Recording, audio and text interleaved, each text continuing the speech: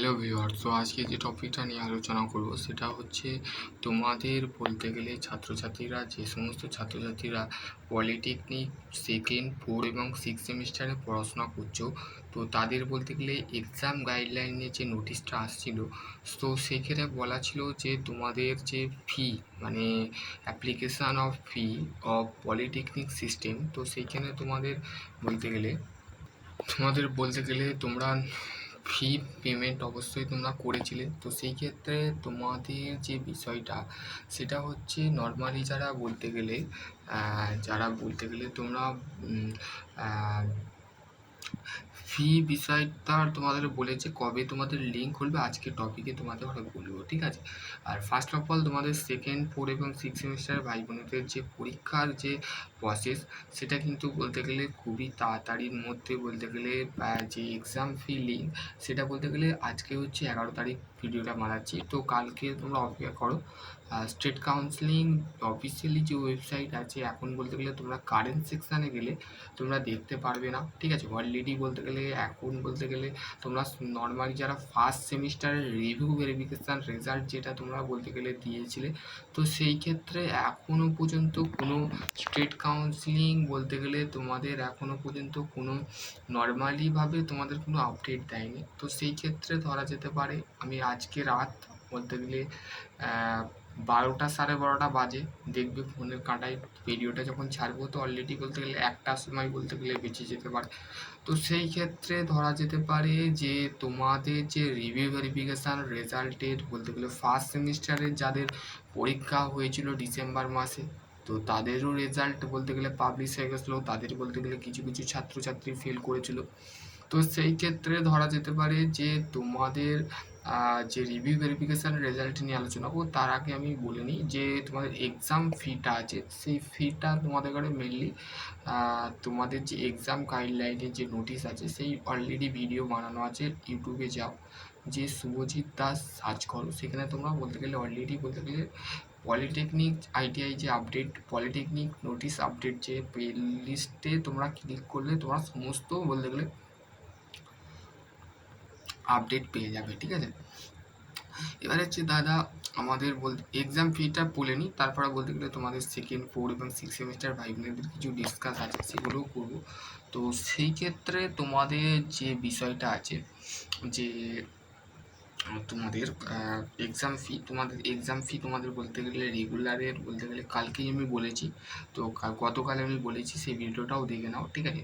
তো সেই ক্ষেত্রে তোমাদের যে বলতে গেলে সেকেন্ড ফোর এবং সিক্স সেমিস্টারের যে এক্সাম ফিটা আছে সেই এক্সাম ফিটা তোমাদের মেনলি রেগুলার বেসিক যারা বলতে গেলে পলিটেকনিক সিস্টেমটার সাথে জড়িত আছো বা রেগুলার যারা ক্লাস করছো বা রেগুলার যারা বলতে গেলে ক্লাসের বলতে গেলে ভিন্ন বলতে গেলে তোমাদের এমনি অলরেডি বলতে গেলে ডিপ্লোমা যারা ক্যান্ডিডেট আছো তাদের জবের জন্য একটা কোম্পানির নেফলা স্টিল লিমিটেড, ঠিক আছে, প্রাইভেট অলরেডি বলতে গেলে কীভাবে তোমরা অ্যাপ্লাই করবে, কীভাবে তোমরা বলতে গেলে সেই ভিডিওটা বলতে গেলে তোমরা বলতে গেলে কীভাবে অ্যাপ্লাই করবে অলরেডি অফিসিয়াল হোয়াটসঅ্যাপ গ্রুপে আমি বলতে গেলে অ্যাপ্লাই করার লিঙ্ক দিয়ে দিচ্ছি, সেখান থেকে তোমরা অ্যাপ্লাই করে। এক্সাম ফির কথাটা বলি কেননা বারবার এই কথাটা আমি বারবার তোমাদের কাছে কেন বলছি, রেগুলার বেসিক যারা আছো 250 টাকা পেমেন্ট করবে, ঠিক আছে।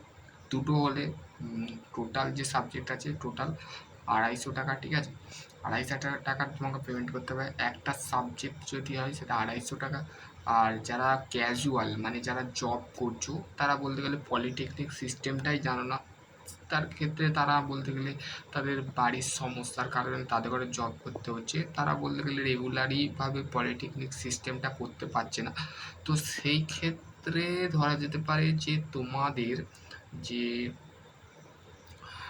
যে তোমাদের যে বলতে গেলে ক্যাজুয়ালের ক্ষেত্রে 150 টাকা, আর বলতে গেলে এবার বলতে গেলে দাদা আমরা বলতে গেলে রেগুলার, তো আমাদের ক্ষেত্রে 250 টাকা কেন, দেখো তোমরা রেগুলার বেস, ওদের কাছ থেকে বলতে গেলে তোমাদের কাছ থেকে 100 টাকা বেশি নেওয়া হচ্ছে আর ওদের কাছ থেকে 100 টাকা কম নিচ্ছে, কারণ হচ্ছে ওরা বলতে গেলে ক্লাস করেনি 1 নম্বর, 2 নম্বর হচ্ছে তারা বলতে গেলে তোমাদের মতন বলতে গেলে মেনলি তোমরা যে বিষয়টা আছে সেটা ওরা জানতে পারছে না, তোমরা সেটা জানতে পারছো।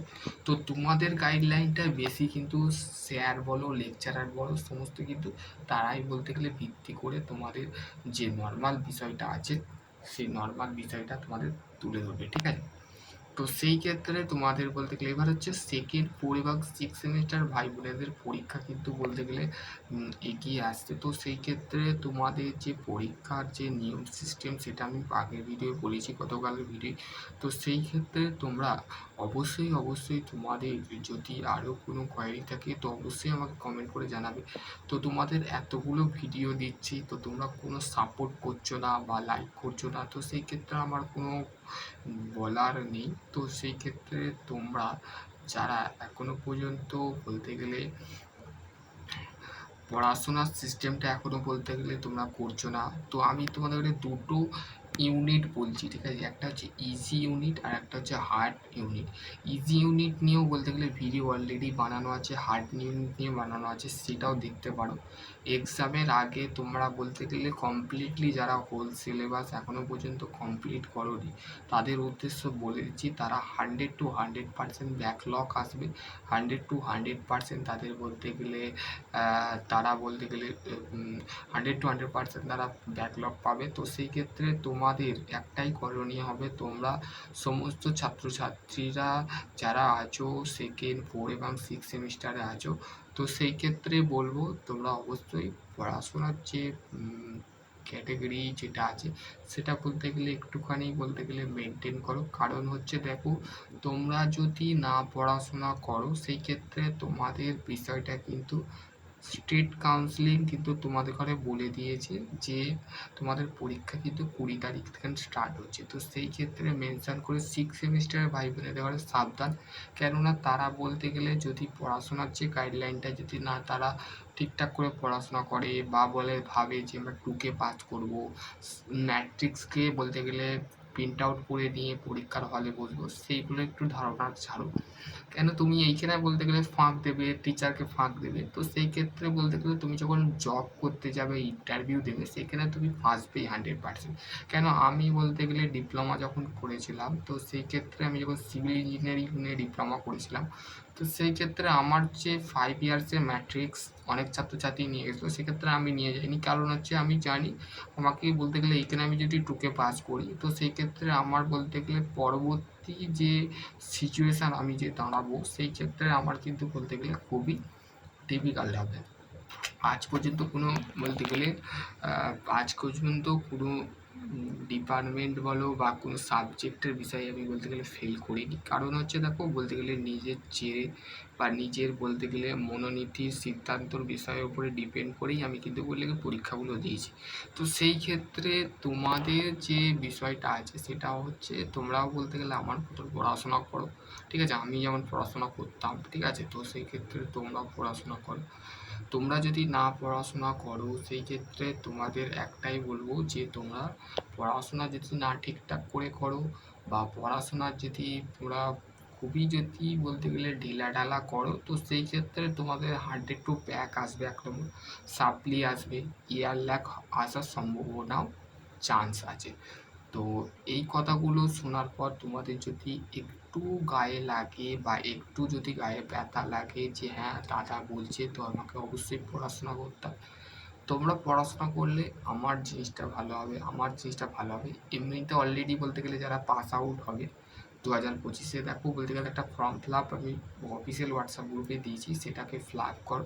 ফিল আপ করার সাথে সাথে তোমরা অবশ্যই তোমাদের যে ফিল করবে, ফিল করার সাথে সাথে সেই জিনিসটাকে ফিল করা রাখবে, ঠিক আছে? ফিল করে রাখবে। 6 সেমিস্টারের মার্কশিট তোমাদের কাছে এখন আসেনি হাতে, তো সেই ক্ষেত্রে বলতে গেলে যে জিপিএটা আছে সেটা তোমরা বলতে গেলে অনলি ফর বা মেনলি তোমরা দেখতে পাবে, ঠিক আছে? জিপিএটা যদি না দাও তো সেই ক্ষেত্রে তোমাদের যে বিষয়টা আছে সেটা কিন্তু হবে। তো সেই ক্ষেত্রে তোমাদের যদি আরও কোনো কোয়ারি থাকে তো অবশ্যই করবে।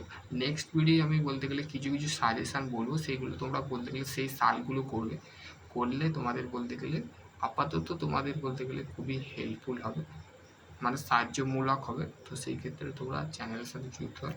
তো আশা করছি তোমরা বুঝতে পারবে। টেক্সট ভিডিও অন্য কিছু নিয়ে আলোচনা করবো। ততক্ষণ ভালো থেকো, সুস্থ থেকো। Thank you.